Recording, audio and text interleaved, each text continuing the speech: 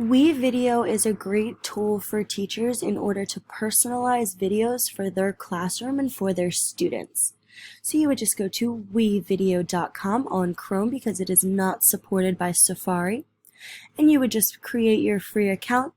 After creating your free account, it's going to take you to this screen where you have the option to create a new video, recording, GIF, or podcast. We're going to create a video. And we're going to create a horizontal video, and then it's going to bring you to this screen. You have the option to import any clips or videos that you would like to have in your video. Then there's some text. There are some free text over here under static. So we're going to click and we're going to drag this into the video one spot until you hear a click.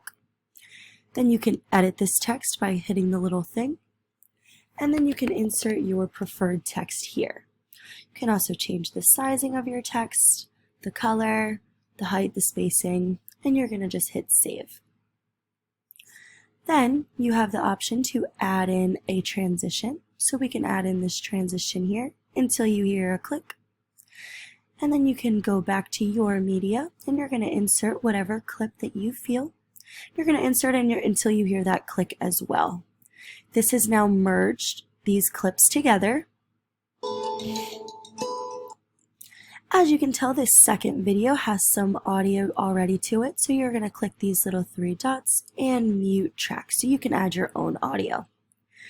Now, you can add your own audio. You would do that by dragging this into this audio one, and you can cut this audio by sliding this over and using the little scissors and then just deleting the excess.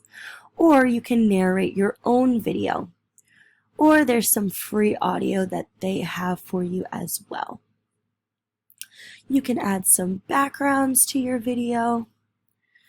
And then when you're done, you would just hit finish, name your video, and it will export it for you.